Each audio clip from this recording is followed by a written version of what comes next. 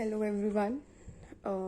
आज हम लोग पढ़ेंगे टॉपिक के बारे में, इट्स एन ऑर्गेनाइजेशनल बिहेवियर। इस वर्ड का मतलब ये है बेसिकली कि ऑर्गेनाइजेशन में किस किस तरह के बिहेवियर फॉलो किए जाते हैं बाय द इंडिविजुअल्स और a group of individuals. Okay, first इसमें लिखा है it's a field of study. देखा जाए तो ऑर्गेनाइजेशन बिहेवियर जो है, पूरी ऑर्गेनाइजेशन बिहेवियर एक तरीके से एक फील्ड है जहाँ पे हम लोग स्टडी करते हैं। किस चीज़ की स्टडी करते हैं और इन्वेस्टिगेट करते हैं कि सॉरी और इन्वेस्टिगेट किया जाता है कि हमारे ऑर्गेनाइजेशन में कैसा बिहेव चल रहा है इंडिविजुअल्स का और ग्रुप ऑफ इंडिविजुअल्स का। ऑलराइट, तो मतलब कि हमारे ऑर्गेनाइजेशन में जो इंडिविजुअल्स हैं और जो ग्रुप है उनका क्या बिहेव चल रहा है कंपनी में, फर्म में, या हम एक्सेट्रास ले सकते हैं। तो उनका क्या बिहेव चल रहा है उस ऑर्गेनाइजेशन में, हम जब उसकी स्टडी करते हैं और इन्वेस्टिगेट करते हैं कि what are their behaviours, it's known to be an organizational behaviour. एक इंडिविजुअल और ग्रुप कैसा बिहेव कर रहा है ऑर्गेनाइजेशन में, उसको स्टडी करना, उसको इन्वेस्टिगेट करना कि वेदर जो वो बिहेव कर रहे हैं वो पॉजिटिव है या नेगेटिव इम्पैक्ट करेगा, उसको हम बोलते हैं organization behaviour. Within the organizations to apply such knowledge towards improving an organization effectiveness.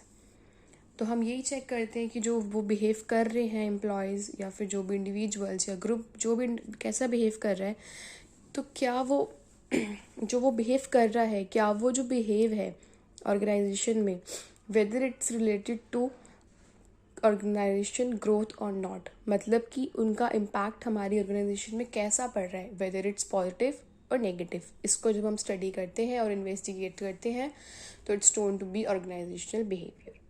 Alright, इसमें कुछ एस्पेक्ट्स होते हैं। ये बेसिकली जो ये कुछ एस्पेक्ट्स हैं ये इसी का ही इसी के अंडर ही आती है। अगर हम चाहें तो एग्जाम में इसका डेफिनेशंस अगर आए तो हम लोग इस पूरे को हम इसमें कंक्लूड करके लिख सकते हैं। ठीक है, there are having some aspect. ठीक है, फर्स्ट एस्पेक्ट है कॉग्निटिव। ठीक है, कॉग्निटिव का मतलब बेसिकली होता है it's relate to persons thoughts, belief, decision making process. Mainly इसमें हम इंडिविजुअल्स को देखते हैं और ग्रुप ऑफ इंडिविजुअल्स का बारे में स्टडी होती है।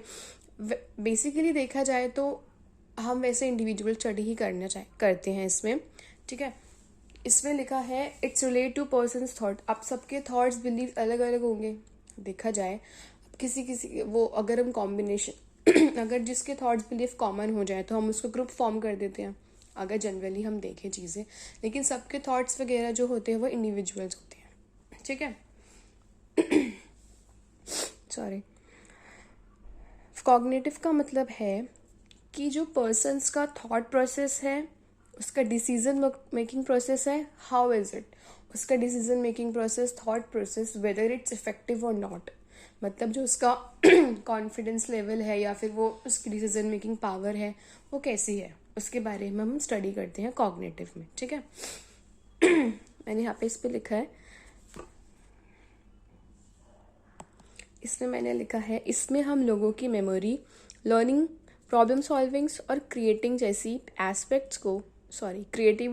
एस्पेक्ट्स को भी एक्सप्लोर करते हैं। हम लोग ये चेक करते हैं कि whether the individual is creative और नॉट। ओके, मतलब उसकी डिसीजन मेकिंग प्रोसेस कैसा है। ठीक है, whether it's capable of solving the problems और नॉट, अगर कोई भी ऑर्गेनाइजेशन में प्रॉब्लम आती है या कुछ भी वर्क से रिलेटेड या वेदर इट्स एक्सटर्नल फैक्टर्स से रिलेटेड, तो क्या वो उस चीज़ को सॉल्व करने में केपेबल है या नहीं। ठीक है, हम उसके बारे में कॉग्निटिव में चेक करते हैं। फॉर एग्जाम्पल अगर देखा जाए तो मैं एक एग्जाम्पल दूंगी। जैसे एक टीम लीडर है, वो अपने टीम मेंबर्स को असाइन करता है कि you have to do this work, you have to handle this project. उसमें एक मेंबर है जो कि अपने कॉन्फिडेंस को लेके, अपनी डिसीजन मेकिंग प्रोसेस को लेके बहुत ज़्यादा डीमोटिवेटेड है। तो उस टाइम पे क्या होगा, जो भी उसका डीमोटिवेशन वाला इफेक्ट है वो उसके वर्क पर दिखेगा। मतलब कि वो अपने आप को अंडर कॉन्फिडेंस फील करता है कि वो ये इस प्रोजेक्ट को नहीं कर पाएगा, हैंडल नहीं कर पाएगा। तो उसका जो इफेक्टिवनेस है, जो ये जो फील करता है, वो उसके वर्क में दिखेगी। कैसे दिखेगी? वो वर्क अच्छे से नहीं कर पाएगा, ठीक है, और अंडर कॉन्फिडेंस रहेगा, उसको बार बार ये फीलिंग आती रहेगी कि मेरे जो कलीग्स हैं वो मेरे से अच्छा परफॉर्म कर रहे हैं। तो इसमें हम लोग ये एग्जांपल दे सकते हैं, ठीक है। ऑलराइट, नेक्स्ट हम बात करते हैं, नेक्स्ट हम लोग एस्पेक्ट्स की बात करते हैं affective. Alright, affective refers to emotional or mood relates aspects of how individuals and group within the organization feel or reacts to various situations. इसमें हम बेसिकली बात करते हैं कि इंडिविजुअल्स का मूड कैसा है और उस ऑर्गेनाइजेशन में, how they are emotionally feelings और नॉट, ठीक है, मतलब उन्हें कैसा फील हो रहा है ऑर्गेनाइजेशन के अंदर, ठीक है, वो वेदर दे आर हैप्पी और सैड और व्हाट्स द रीज़न, ठीक है, हम इसके बारे में अफेक्टिव में बात करते हैं। how individuals how they are feeling or how they are reacting to a situation. For example, company में 2 types of employees हैं। एक group of employees they use to be very happy, वो बहुत ज़्यादा हैप्पी और मोटिवेटेड फील करते हैं, ठीक है। दूसरी तरफ कुछ पीपल्स हैं जो थोड़ा सा स्ट्रेस्ड रहते हैं चीज़ों को लेके। तो अब देखो, हर ह्यूमन बीइंग है, उनको स्ट्रेस रहता है, whether it's related to work और पर्सनल लाइफ से रिलेटेड काम से भी स्ट्रेस वगैरह रहता है। तो ऑर्गेनाइजेशन में 2 तरह के एम्प्लॉयज़ आते हैं, अगर आप देखिए, some use to be very happy, some use to be very stress, ठीक है। सो एट दैट टाइम अगर जो कि मैनेजर है, मैनेजर को उस टाइम पे ये चेकआउट करना चाहिए कि क्या मेरे एम्प्लॉयज़ हैप्पी हैं या नहीं, ठीक है, क्योंकि इस चीज़ का इफ़ेक्ट उनके वर्क में, उनके ऑर्गेनाइजेशन में, उनके प्रोजेक्ट्स में पड़ने ही वाला है और पड़ेगा ही पड़ेगा। एक तरफ देखा जाए तो हैप्पी जो और मोटिवेटेड जो एम्प्लॉयज़ होंगे वो अपना वर्क एंथुसियास्टिकली करेंगे, बहुत ज़्यादा क्रेज़ के साथ, करेज के साथ करेंगे, ठीक है, जिस वजह से वो काम को अच्छा कर पाएंगे, ठीक है। और वो मैनेजर को एज एन क्या देखेंगे कि मैनेजर हमें रिवॉर्ड देगा, हमें अप्रिशिएट करेगा, तो एज अ वो चीज़ को देखेंगे, ठीक है। दूसरी तरफ देखा जाए जो एम्प्लॉय सैड है, एक तरीके से स्ट्रेस्ड रहते हैं, तो उनको ये फील होगा कि हमें सपोर्ट नहीं मिल रहा है मैनेजर की तरफ से। They use to feel like this कि हमें सपोर्ट नहीं मिल रहा है, हमें फीडबैक्स भी ठीक से नहीं मिल रहे हैं, तो इस वजह से they use to feel very sad. तो उस टाइम सिचुएशन पे मैनेजर्स का ये ड्यूटी रहेगा कि वो अपने एम्प्लॉयज़ को थोड़ा सा मोटिवेटेड और हैप्पीनेस फील कराएं। तो इफ़ेक्टिव यही है कि एम्प्लॉयज़ कैसा फील करते हैं ऑर्गेनाइजेशन में। मेनली ऑर्गेनाइजेशन में हैप्पी और सैड हर तरह के एम्प्लॉयज़ रहते हैं, ठीक है, तो उनका जो ये चीज़ है ये उनके वर्क में भी इफ़ेक्ट कर सकती है, ठीक। तो ये था इफ़ेक्टिव के बारे में। फिर है बिहेवियर की जनरल डेफिनेशन दिया जाए तो how the individuals are behaving, ठीक है, how they are behaving in situation. अगर उनके पास कोई भी एकदम से कोई सिचुएशन आ जाए, ऐसी टिपिकल सी या थोड़ी टफ सिचुएशन आ जाए, तो क्या वो सिचुएशन में उस सिचुएशन को फेस ऑफ कर पाएंगे या वो सिचुएशन को छोड़ के चले जाएंगे, ठीक है। तो बिहेवियर हम चेक करते हैं कि उस पर्सन का, उस इंडिविजुअल का कैसा बिहेव है इन दिस एस्पेक्ट। सो ये कुछ एस्पेक्ट्स थे, ठीक है, जैसे कि हमने देखे, जैसे कि ये ऑर्गेनाइजेशन बिहेवियर्स के बारे में, उनके कुछ एस्पेक्ट्स के बारे में, लाइक कॉग्निटिव्स, अफेक्टिव्स एंड बिहेवियर्स, ठीक है। तो ये कुछ ऑर्गेनाइजेशन के एस्पेक्ट्स से और उनके बारे में हमने थोड़ा सा देखा। अच्छा, अब हम आते हैं ऑर्गेनाइजेशन फॉर्मेशन में, मतलब कि ऑर्गेनाइजेशन फॉर्म कैसे होता है, how they use to form. Alright, ठीक है। It's a social unit that is structured और manage to pursue a collective goals. Organisation formation एक सोशल यूनिट है। सोशल यूनिट क्यों है? क्योंकि इसमें अलग अलग तरह के लोग इन्वॉल्व होते हैं, सोशलाइज करते हैं। सोशलाइज इन द सेंस मिलते हैं, मिलके काम करते हैं, तो इसको एक सोशल यूनिट बोली गई क्योंकि इसमें हर तरह के लोग आते हैं, ठीक है।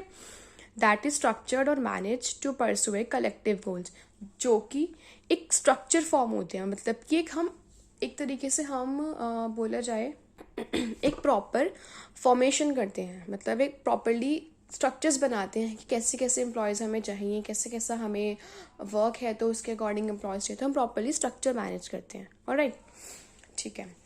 तो ये जो हमारा ऑर्गेनाइजेशन है ये कुछ तीन बेसिक्स चीज़ों पे चलता है. फर्स्ट है स्ट्रक्चर. ठीक है. All organization have a management structure. हर ऑर्गेनाइजेशन में एक मैनेजमेंट स्ट्रक्चर रहता है. ठीक है. हर ऑर्गेनाइजेशन में एक स्ट्रक्चर फॉर्म होता है मैनेजमेंट का. मैनेजमेंट स्ट्रक्चर फॉर्म होता है कि whether they how they use to behave and उनको कैसा वर्क एम्प्लॉयज चाहिए, तो उसके अकॉर्डिंग हम स्ट्रक्चर फॉर्म करते हैं. और इसके बारे में पढ़ते हैं. Relationship between different activities and the members, assign roles, responsibilities, authorities among members. ठीक है. इसमें हम लोग बेसिकली क्या देखते हैं कि relationship between different activities what they are doing, मतलब कि हम ये देखते हैं कि इसमें दो लोगों की चीज़ में रिलेशन होता है. फर्स्ट, वो क्या काम कर रहे हैं उस काम के बीच में, और वो काम कौन कर रहा है. ठीक है. जैसे कि उनका क्या रोल है. ठीक है. जो वो काम कर रहे हैं, वो क्या एक्टिविटीज़ कर रहे हैं वो. ठीक है. And the member in the sense कि उनके रोल्स उन्हें क्या क्या असाइन करे गए हैं, क्या क्या रिस्पॉन्सिबिलिटीज़ दी गई हैं, क्या क्या उन्हें अथॉरिटीज़ मिली गई है कि वो क्या क्या काम कर सकते हैं. तो basically it's a relationship between the activities they are performing and the members. ठीक है. कि वो क्या एक्टिविटीज़ कर रहे हैं वो, और वो उनको क्या रोल असाइन करे गए हैं, क्या रिस्पॉन्सिबिलिटीज़ दी गई हैं. ठीक है.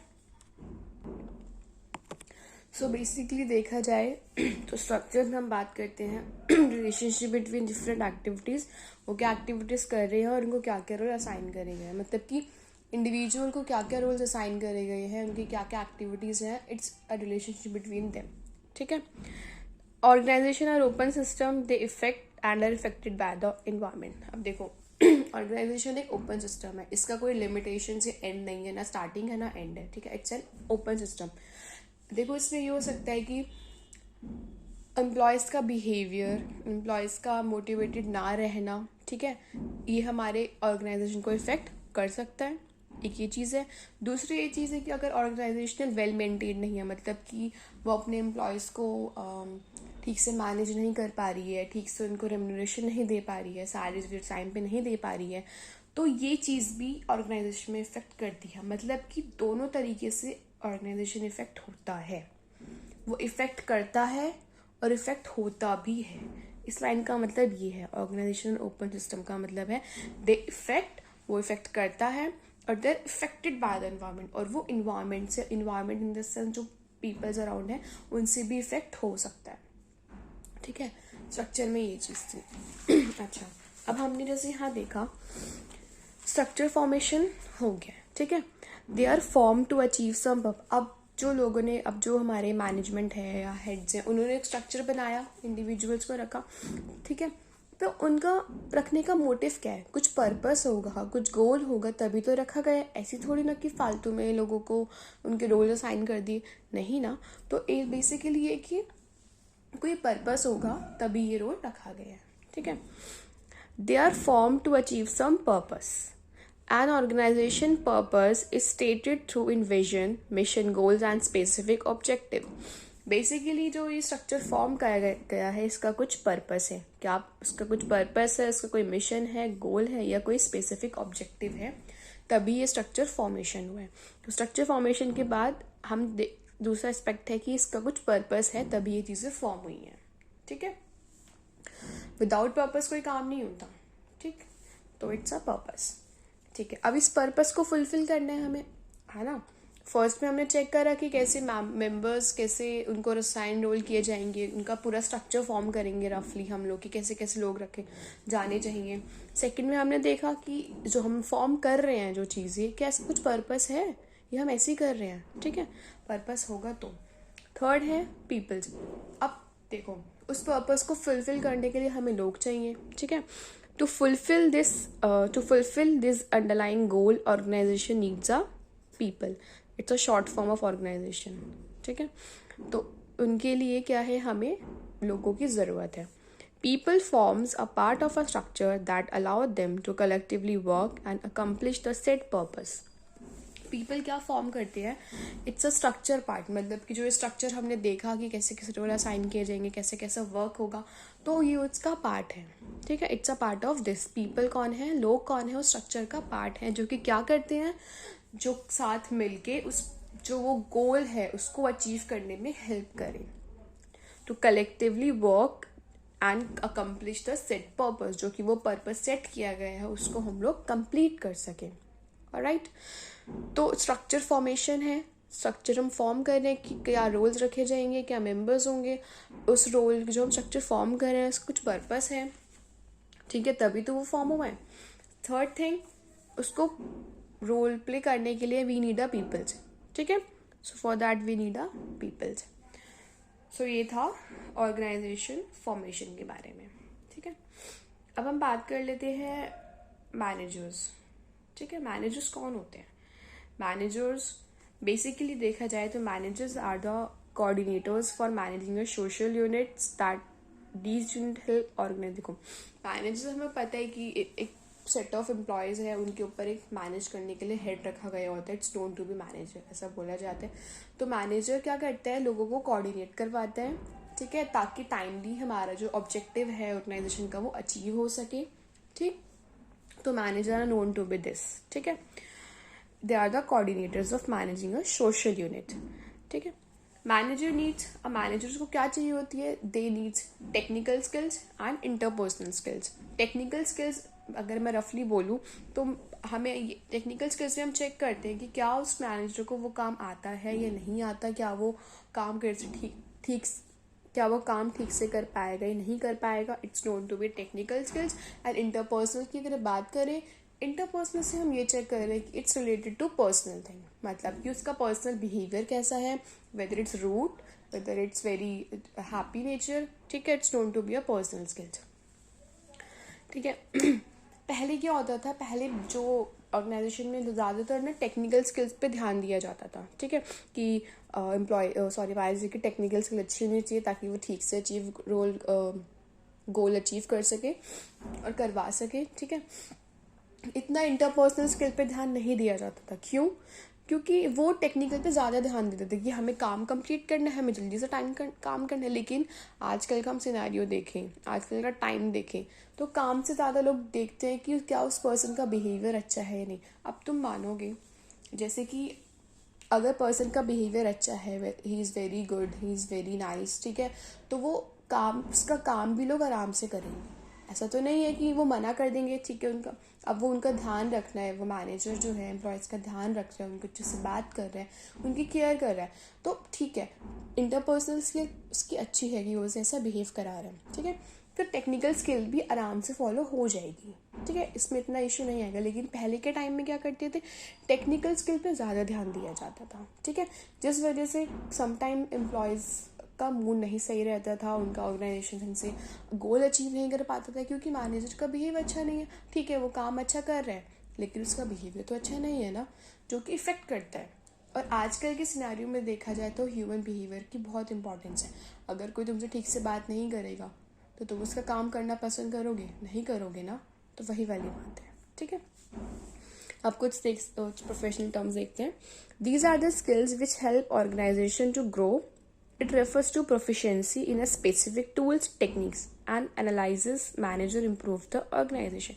वही बात है, इसमें बेसिकली हमारे पास क्या प्रोफिशिएंसी है, क्या स्पेसिफिक टूल्स हैं, टेक्निक्स हैं, ठीक है, जिस वजह से हम लोग ऑर्गेनाइजेशन में काम कर सके ठीक से। मतलब हमारे पास क्या प्रोफेशनल स्किल्स हैं, टूल्स हैं, इट्स टेक्निकल स्किल्स में ये चीज़ें आती हैं, ठीक है। इसमें हम लोग चेक करते हैं conflict resolution, performance metric, quantitative search और अदर क्वांटिटेटिव स्किल्स। जैसे कि इसमें हम चेक करते हैं, ये बेसिकली टेक्निकल स्किल्स में हम चेक करते हैं कि कॉन्फ्लिक्ट को रिजॉल्व करने के लिए हम क्या क्या चीज़ें यूज़ कर सकते हैं, क्या क्या टेक्निक्स यूज़ कर सकते हैं। परफॉर्मेंस को इम्प्रूव करने के लिए हमें क्या क्या और स्किल्स चाहिए होंगी। इसमें बेसिकली हम स्किल्स की बात करते हैं, स्किल्स भी इन द सेंस कि जो हमें स्किल्स करनी आ रही है, हमें क्या क्या टूल्स आते हैं कि हम उस काम को कर सकें, ठीक है। टेक्निकल स्किल्स में हम जो टेक्निक की बात अगर हम देखें तो हम क्या टेक्निक यूज़ कर रहे हैं, क्या टूल्स यूज़ कर रहे हैं जिस वजह से हमारा काम ठीक से हो और हम उस काम को अच्छे से कर पाए।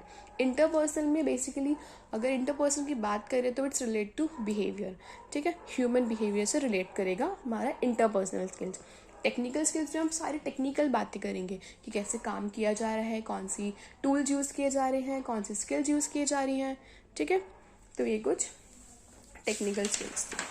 अब हम आते हैं इंटरपर्सनल स्किल्स के बारे में, ठीक है। आज हम इतना ही रखते हैं, नेक्स्ट हम बाद में कंटिन्यू करते हैं, ऑलराइट, ठीक है। Interpersonal skills refers to ability of individuals to within an organization to effectively communicate, collaborate and interact with the others।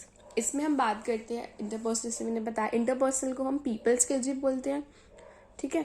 जैसे कि उसका बिहेव कैसा है, उसका कम्युनिकेशन कैसा है ऑर्गेनाइजेशन में, वो कैसे बात करता है, कैसे अपने एम्प्लॉयज़ को ट्रीट करता है, whether it's in a good mood और इन अ रूड मूड, कैसा मूड है, ऑलराइट। इट इनकम्पासेस मतलब ये क्या कवर करता है, रेंज ऑफ बिहेवियर। इसमें हम बिहेवियर को देखते हैं। Active listening, whether the manager actively सुन रहा है या नहीं सुन रहा है, ठीक है, ठीक है। कॉन्फ्लिक्ट, क्या वो ठीक से कॉन्फ्लिक्ट रिजॉल्व कर पा रहा है या नहीं कर पा रहा है, उसके सोल्यूशन के बाद भी कॉन्फ्लिक्ट्स हो रहे हैं नहीं हो रहे हैं, इसमें हम इसकी बात करते हैं। टीम वर्क कैसा है उसका, हाउ दे आर, उसका टीम वर्क कैसा है, वो कैसे अपनी टीम को वर्क कर रहा है, मतलब वो कोऑर्डिनेट कर पा रहा है या नहीं कर पा रहे। और इफेक्टिव कम्युनिकेशन, उसका कम्युनिकेशन कैसे है, क्या वो रूडली बात कर रहे हैं या अच्छे से बात कर रहे हैं, ठीक है। तो इंटरपर्सनल स्किल्स में हम ये देखते हैं। टेक्निकल स्किल्स हम देखते हैं कि क्या वो काम करने के उसके पास टूल्स हैं या नहीं है, स्किल्स हैं या नहीं है, ठीक है। इंटरपर्सन में उसका सेल्फ बिहेवियर आ जाता है, ठीक है। तो ये दो चीज़ें थी। और आजकल के टाइम में हम देखा जाए तो इंटरपर्सनल स्किल्स को ज़्यादा फोकस किया जाता है, ठीक है, क्योंकि इंटरपर्सनल स्किल्स पे ज़्यादा ध्यान दिया जा रहा है, ठीक है, as compare to technical skills.